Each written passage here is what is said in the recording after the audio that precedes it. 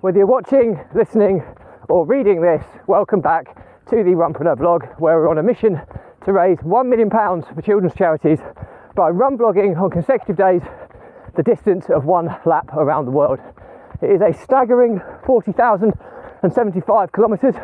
It's going to take somewhere in the region of 11 years to accomplish, so plenty of time to raise that money. I'm going to commit to running whilst vlogging a minimum of 5 kilometres every day, and I'm even going to do it barefoot style.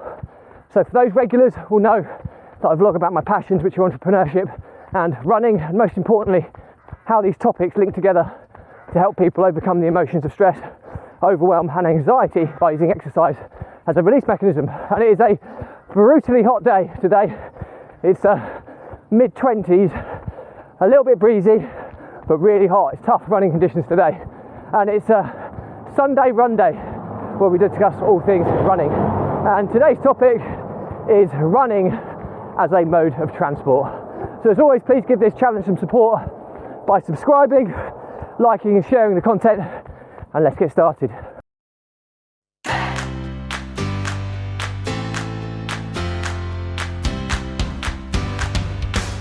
So, running as a mode of transport.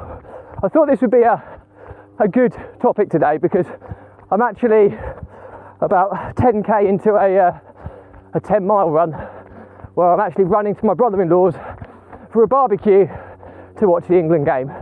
And he should, if I time it right, have beers and gins on ice for when I get there, which is more than the motivation I need today. It's the least amount of motivation I need today. I need a lot more than that because it's hard graft today. And the topic's quite relevant because so many people talk about how to fit consistent running into a busy lifestyle or a busy schedule. And we all have our busy lives. I've got 3 young kids. I've been reffing football games this morning. I've got family plans all day. And it's, where do you fit your runs in? Well, the simple answer is anywhere and everywhere that they fit with your lifestyle. And one thing that people don't realise is that running is a mode of transport.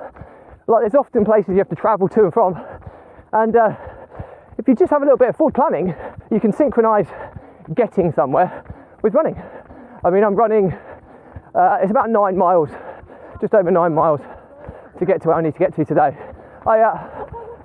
And I quite easily, it's really hot today, it's really hot, and I could have ultimately ended up getting a lift, but I had a busy morning. I need to get my vlog running today, so I said, well, you know, I'm going to run to this barbecue today. I'll get my vlog in, I'll run, and you know what, that first gin and tonic will feel the sweeter for it. So that's ultimately what I want to speak to you about today is people will always say, oh, I haven't got time for this or time for that, but when you just talk about running, it is a mode of transport, and people forget about that.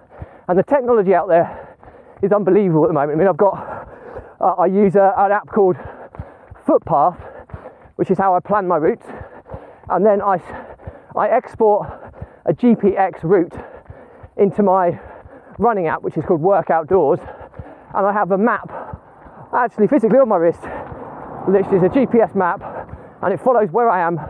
It tells me when to turn or not to turn. There's a lot of GPS running apps out there, but unfortunately they don't show you an actual map, so you're reliant on text instructions, and when you're trying to find little footpaths, etc., it can be quite a challenge. So this app, Work Outdoors, is amazing because it has an amazingly good map that shows you the route and actually tells you, you can see visually where you are, you can tell all the data, it gives you all the data about your running metrics, and it allows me to plan routes and effectively use running as a mode of transport with a portable sat nav on my wrist. So no more excuses, let's get running, let's use running as a mode of transport. It's the easiest way to fit it into a busy lifestyle. Short little journeys here and there, 2-3 milers, a great place to start. Take if you've got a family going there as well, let them take the car, they can take a change of clothes with them. You can often get a shower around family and friends, put your clean clothes on, you're good to go. So that's my message for you today. Hope it's useful. I'm not going to talk too much more because I'm struggling today. So as always, please ask any questions. I'll respond to everyone. If it's a bigger topic, I'll do a separate vlog episode and tag you in. Do check the links in my bios where you can follow the challenge of raising £1 million for children's charities by run vlogging on consecutive days a distance of 1 lap around the world, and you can find out how you can support it both financially and non-financially. And all that's left to say is that the Runpreneur vlog was set up to kind of help people overcome the emotions of stress, overwhelm and anxiety by using exercise, in my case run vlogging, as a release mechanism. Now, we all experience the daily, weekly pressures in the form of stress. It's often how we process these stresses on a regular basis which can determine how successful or unsuccessful we actually are. And what I mean by this is processing what's happened, gaining clarity, refocusing, clearing your head and moving on. That's what I call a release mechanism, and I get that from run vlogging every single day.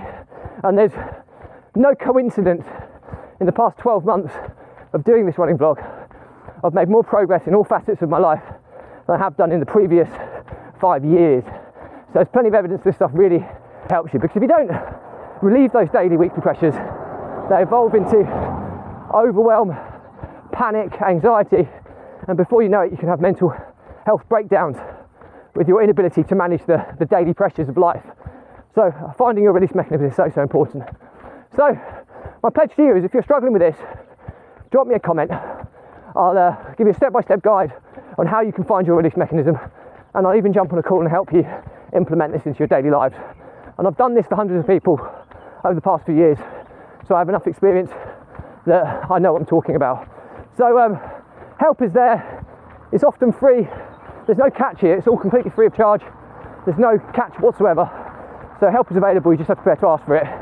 And as I said, it's free for you to access. You just have to reach out. So that's pretty much it for me today.